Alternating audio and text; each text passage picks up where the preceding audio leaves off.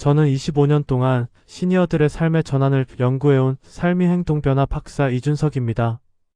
이 분야를 오래 들여다보면서 정말 두려운 장면을 많이 봤습니다. 단지 몇 가지 마음 습관을 내려놓지 못해서 10년, 20년의 노년이 무겁게 흘러가는 경우였어요.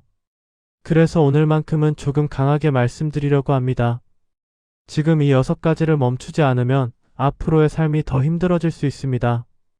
반대로 지금 내려놓는다면 남은 시간이 훨씬 가볍고 행복해질 수 있습니다. 제가 상담을 하다 보면 가끔 이런 분들을 만납니다. 72세 어르신 한 분이 계셨는데요. 하루 종일 마음이 눌리고 자녀에게 서운하고 과거가 계속 떠오른다고 하셨어요. 그런데 이야기를 깊게 듣다 보니 문제의 뿌리는 복잡하지 않았습니다. 단지 오래된 습관 몇 가지가 그분의 하루를 짓누르고 있었던 거예요. 그분은 작은 습관 몇 개를 바꾸자 표정이 달라졌고 걸음걸이도 가벼워졌고 주변 사람들과의 관계도 자연스럽게 회복됐습니다. 여러분도 분명 이런 변화가 가능합니다. 구독과 좋아요 부탁드리고 끝까지 보시면 왜 지금 이 6가지를 내려놓아야 하는지 알게 됩니다. 이렇게 작은 변화만으로도 인생이 달라질 수 있습니다. 그래서 이제 본격적으로 6가지 습관을 하나씩 살펴보겠습니다. 첫 번째로 말씀드릴 내용은 많은 분들이 무심코 반복하는 생각입니다. 나는 이제 쓸모없어. 나는 아무것도 할 수 없어. 나이 든 사람이 무슨 이런 말들이 하루에도 몇 번씩 마음속을 지나가고 있지는 않으신가요? 이런 생각이 반복되면 실제로 우리 몸과 마음이 그 말에 맞춰 움직이기 시작합니다. 활력이 떨어지고 새로운 일을 시도할 의욕이 사라지고 결국 하루하루가 무겁게 느껴지는 악순환이 시작되는 거죠. 국내 인지건강연구팀에서 흥미로운 결과를 발표한 적이 있습니다. 자신을 긍정적으로 바라보는 시니어는 기억력과 판단력 유지 속도가 더 높았다는 거예요. 반대로 스스로를 계속 낮추는 말을 하는 분들은 인지 기능이 더 빠르게 떨어지는 경향을 보였습니다. 이게 단순히 마음의 문제가 아니라 우리 뇌의 실제 작동 방식과 연결되어 있다는 증거입니다. 여기 박영우님이라는 분의 이야기를 들려드리겠습니다. 69세이신 이분은 40년 가까이 다니던 직장을 퇴직하신 후 매일 집에만 계셨어요. 처음에는 쉬는 게 좋았지만 한두 달이 지나자 이상한 감정이 밀려왔습니다. 아침에 일어나도 할 일이 없고 가족들은 모두 바쁘게 움직이는데 혼자만 멍하니 시간을 보내는 거예요. 그러다 보니 자연스럽게 나는 이제 쓸모없는 사람이야 라는 생각이 자리 잡기 시작했습니다. 말수도 줄고 표정도 어두워졌죠. 가족들이 걱정해서 병원에도 갔지만 특별한 문제는 없다는 진단만 받았어요. 그런데 이분의 변화는 아주 작은 계기에서 시작됐습니다. 동네 복지관에서 진행하는 작은 봉사활동에 참여하게 된 거예요. 처음에는 별 기대 없이 나갔는데 그곳에서 자신이 할 수 있는 일들이 생각보다 많다는 걸 알게 됐습니다. 어르신들에게 식사 나르기, 산책 도와드리기, 이야기 들어주기 같은 일들이었어요. 그러면서 조금씩 변화가 일어났습니다. 아침에 일어나는 이유가 생겼고 누군가에게 도움이 된다는 느낌을 받으면서 표정이 밝아졌어요. 3개월쯤 지나자 그분은 완전히 달라져 있었습니다. 걸음걸이도 빨라지고 목소리에도 활기가 돌았죠. 무엇보다 나는 여전히 할 수 있는 게 많은 사람이야 라는 생각이 자리 잡았습니다. 가족들도 그 변화를 금방 알아챘고 관계도 훨씬 부드러워졌어요. 단지 자기 가치를 다시 발견했을 뿐인데 삶 전체가 바뀐 거예요. 그렇다면 어떻게 해야 할까요? 거창한 방법이 필요한 건 아닙니다. 아침마다 거울을 보며 나는 여전히 가치 있는 사람이라는 말 한마디를 반복해 보세요. 처음에는 어색하고 믿기지 않을 수도 있어요. 하지만 이 말을 계속 반복하다 보면 뇌가 서서히 그 말을 받아들이기 시작합니다. 중요한 건 과한 자기 칭찬이 아니라 나의 경험과 세월을 있는 그대로 인정하는 거예요. 수십 년을 살아오면서 쌓인 지혜, 넘어졌다가 다시 일어난 경험, 누군가를 돌보고 사랑한 시간들, 이 모든 게 바로 여러분의 가치입니다. 여러분도 혹시 스스로를 작게 만든 적 있으신가요? 그렇다면 오늘부터라도 그 생각을 바꿔보시길 바랍니다. 두 번째는 변화에 대한 태도입니다. 나이가 들수록 익숙한 것에 머무르고 싶은 마음이 커지는 건 자연스러운 일입니다. 새로운 환경은 낯설고 새로운 방식은 어렵게 느껴지죠. 그래서 안 돼, 나는 못해, 예전 방식이 더 좋아, 이런 말들이 자동으로 나오게 됩니다. 그런데 이런 거부감이 반복되면 우리 뇌가 점점 경직되기 시작해요. 새로운 정보를 받아들이는 능력이 떨어지고 환경 변화에 적응하는 속도도 느려집니다. 한국 노아인지센터에서 진행한 조사 결과를 보면 변화 수용도가 높은 시니어일수록 뇌 활동성이 더 높았다고 합니다. 새로운 것을 배우려는 시도 자체가 뇌에 자극을 주고 신경 연결을 활성화시키는 거예요. 반대로 모든 변화를 거부하고 익숙한 것에만 머무르면 뇌 활동이 점점 줄어들면서 일상의 활력도 함께 떨어집니다. 윤미선님이라는 76세 어르신의 이야기를 들려드리겠습니다. 이분은 40년 넘게 살던 집을 떠나 새 동네로 이사를 하셨어요. 자녀들이 가까운 곳으로 오라고 해서 결정했지만 막상 이사하고 나니 모든 게 낯설었습니다. 동네 구조도 다르고 마트 위치도 모르고 이웃 얼굴도 전혀 몰랐죠. 처음 몇 주는 정말 힘들었습니다. 외출하는 것조차 두려웠고 길을 잃을까 봐 멀리 나가지도 못했어요. 그러다 보니 자꾸 예전 동네가 그리워지고 왜 이사를 했을까 후회하는 마음까지 들었습니다. 가족들에게도 불평을 자주 했고 관계가 조금씩 어색해지기 시작했어요. 그런데 어느 날 손주가 놀러와서 스마트폰 지도 사용법을 알려줬습니다. 처음에는 이런 거 나는 못해라고 거부했지만 손주가 천천히 반복해서 가르쳐주자 조금씩 따라할 수 있었어요. 목적지를 입력하면 길을 안내해주고 주변에 어떤 가게가 있는지도 보여주더라고요. 이걸 배우고 나니 세상이 달라 보였습니다. 혼자서도 새 동네를 탐험할 수 있게 됐고 근처 공원도 찾아가고 맛있다는 식당도 가볼 수 있었어요. 그러면서 자신감이 생겼습니다. 아, 내가 새로운 것도 배울 수 있구나 하는 마음이 들었죠. 그 뒤로는 변화가 빨랐습니다.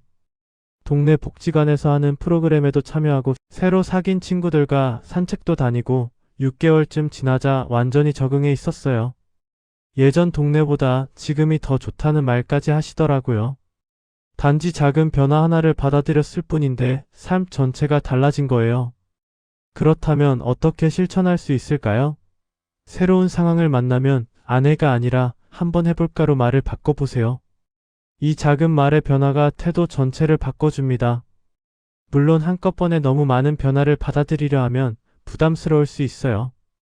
그래서 한 가지씩 차근차근 익혀가는 게 중요합니다. 오늘은 스마트폰 기능 하나, 다음 주에는 새로운 길 하나, 이런 식으로 천천히 확장해 가는 거죠. 여러분은 요즘 어떤 변화가 가장 불편하신가요? 그 불편함 뒤에는 분명 새로운 가능성이 숨어 있을 겁니다. 세 번째는 많은 분들이 가장 힘들어하는 부분입니다. 바로 이제 늦었다는 생각이에요. 나이가 이렇게 됐는데 뭘 새로 배워, 젊었을 때 했어야 했는데 지금은 너무 늦었어, 이런 말들이 입버릇처럼 나오지는 않으신가요? 이 체념은 단순히 배움을 포기하는 것을 넘어서 삶의 즐거움 자체를 차단해버립니다. 새로운 시도가 사라지면 일상이 단조로워지고 기대할 것이 없어지면 하루하루가 그냥 지나가는 시간으로만 느껴지게 되죠. 유럽 신경과학 기관에서 아주 놀라운 연구 결과를 발표했습니다. 70대에서도 새로운 기술을 학습하면 뇌의 회백질이 증가하는 변화가 관찰됐다는 거예요. 이게 무슨 의미냐면 나이와 상관없이 배움은 뇌를 활성화시킨다는 겁니다.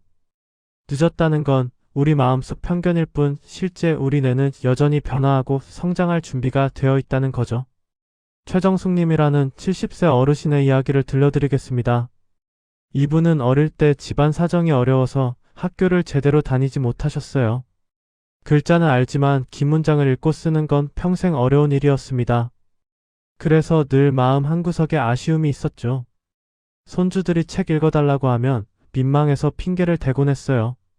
그러다 65세가 넘어서 우연히 동네 도서관에서 하는 한글 교실 포스터를 보게 됐습니다. 처음에는 이 나이에 무슨 공부야 하고 지나쳤는데 자꾸 마음에 걸렸어요. 결국 용기를 내서 등록을 했습니다. 첫 수업날은 정말 떨렸습니다.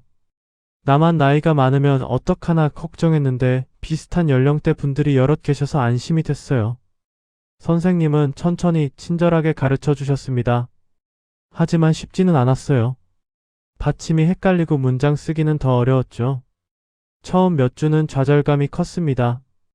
역시 나는 안 되나 봐 하는 생각도 들었어요. 그런데 선생님이 이렇게 말씀하셨습니다.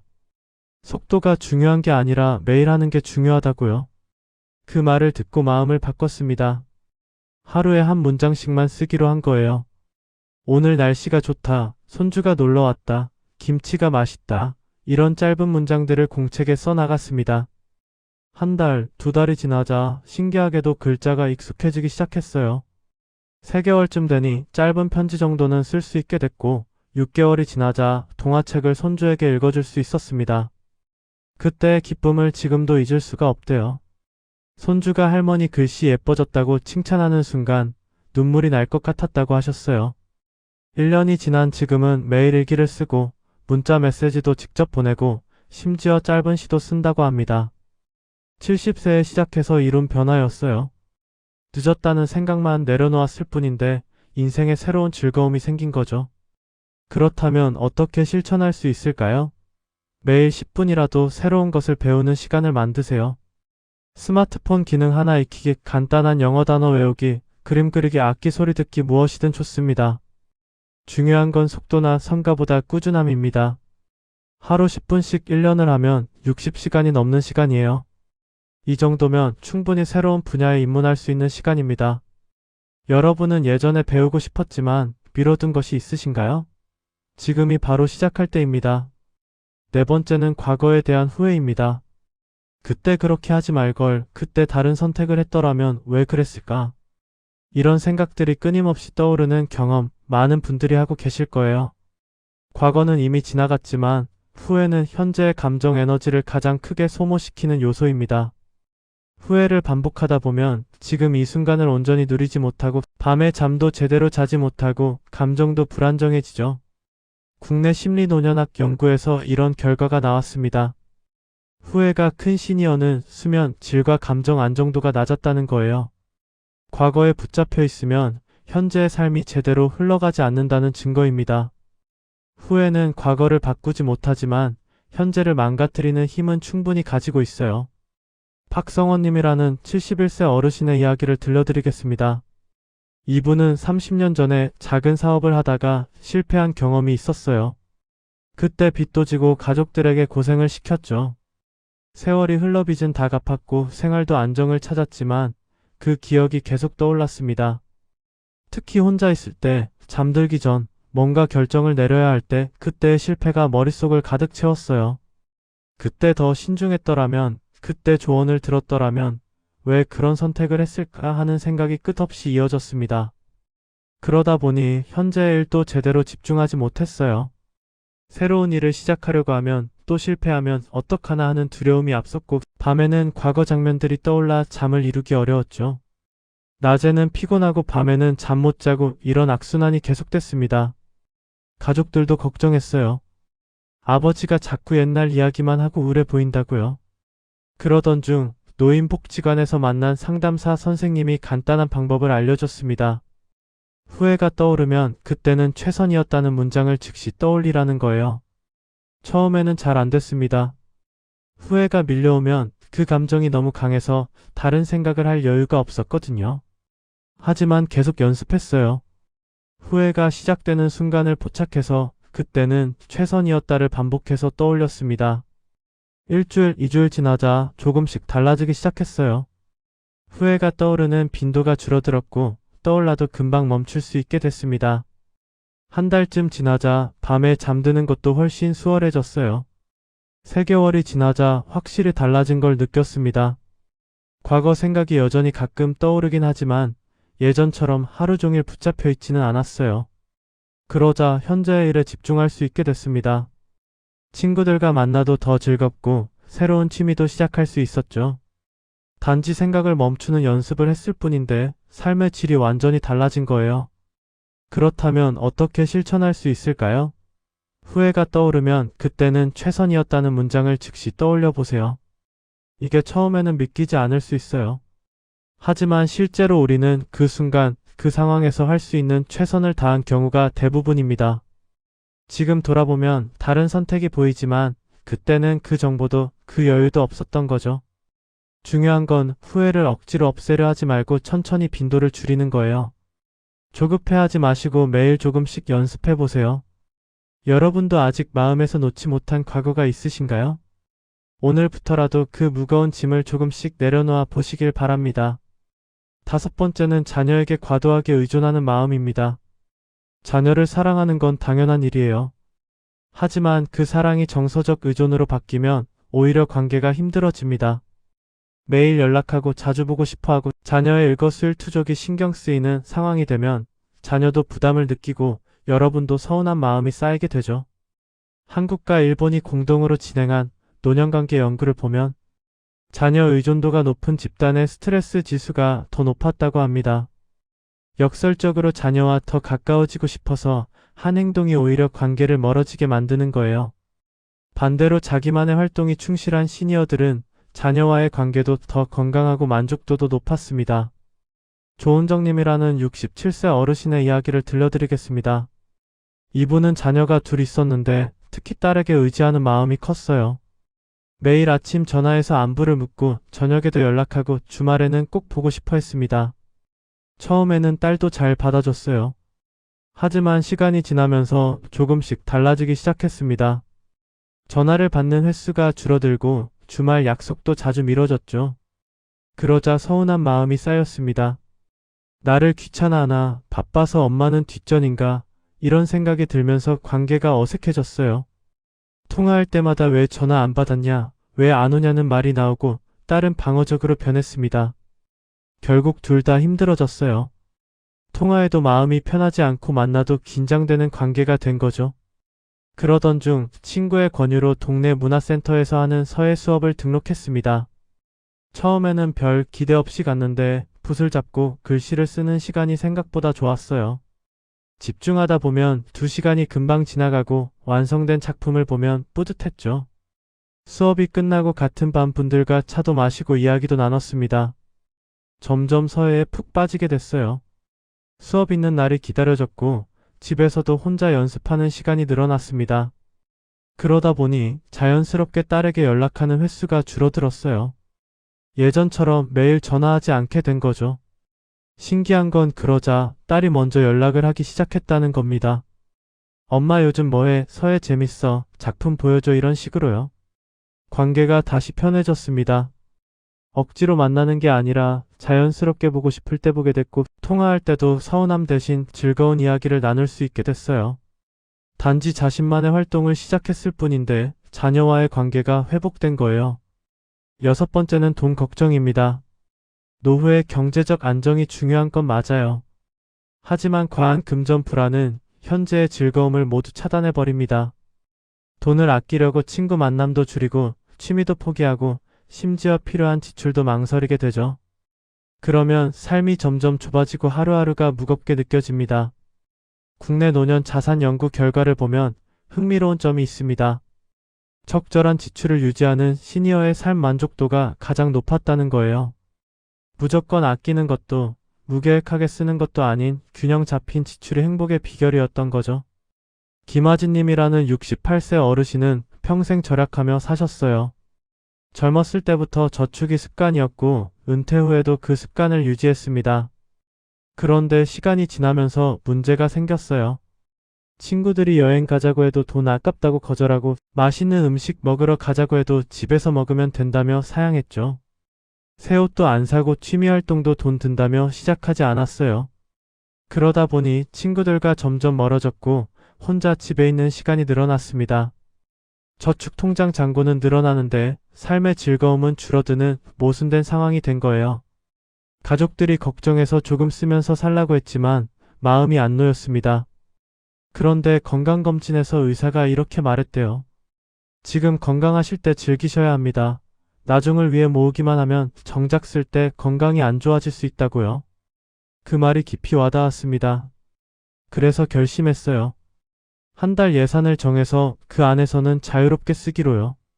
생활비 60%, 관계비 20%, 자기 즐거움 20%로 나눴습니다. 처음 한 달은 어색했어요. 돈 쓰는 게 여전히 불안했거든요. 하지만 계속하다 보니 달라졌습니다. 친구들과 차 한잔하는 게 부담스럽지 않게 됐고 좋아하는 책도 사고 작은 여행도 다녀왔어요. 그러자 삶의 활력이 돌았습니다. 친구들과의 관계도 회복됐고 하루하루가 기대되기 시작했죠. 저축 통장은 예전보다 천천히 늘어나지만 삶의 만족도는 훨씬 높아졌습니다. 그렇다면 어떻게 실천할 수 있을까요? 하루 일정의 최소 30%는 나만의 활동으로 채워보세요. 자녀를 위한 시간도 중요하지만 나를 위한 시간도 똑같이 중요합니다. 그리고 생활비, 관계비, 자기 즐거움의 비율을 스스로 정한 뒤 그 안에서 자유롭게 사용해보세요. 중요한 건 무계획한 지출이 아니라 균형을 전제로 한 자유입니다. 여러분은 자녀와의 관계에서 마음이 흔들린 적 있으신가요? 여러분은 지나친 걱정 때문에 취미나 즐거움을 미뤄둔 적 있으신가요? 오늘부터라도 나를 위한 시간과 지출을 허락해 보시길 바랍니다. 오늘 이야기한 6가지는 결국 나를 무겁게 만드는 오래된 패턴이었습니다. 자기 비하, 변화 거부, 늦었다는 체념, 과거 후회, 자녀 의존, 과한 돈 걱정, 이 모든 것들이 여러분의 노년을 짓누르고 있었던 거예요. 나이가 들수록 더 붙잡아야 한다는 오래된 상식과 달리 진짜 지혜는 내려놓는 데 있다는 사실을 많은 분들이 몸으로 보여주셨습니다. 자기 비하 대신 자기 인정, 변화 거부 대신 작은 도전, 늦었다는 체념 대신 평생 배움, 후회 대신 오늘의 선택, 자녀 의존 대신 내 삶 채우기, 과한 돈 걱정 대신 균형 잡힌 지출로 전환하면 노년의 길이 훨씬 부드럽고 밝아집니다. 제대로 관리했을 때 삶은 활력을 되찾지만 잘못 관리하면 남은 시간이 더 무겁게 흘러갈 수 있습니다. 그래서 오늘 당장 하나만 실천하신다면 저는 내려놓고 싶은 감정을 한 개 적어보는 것부터 추천드립니다. 종이에 쓰는 것만으로도 마음이 조금 가벼워지는 경험을 하실 거예요. 다음 영상에서는 이 6가지를 실제 생활에 적용하는 고급 기술들을 더 자세히 알려드리겠습니다. 여러분은 오늘 어떤 마음을 가장 먼저 내려놓고 싶으신가요?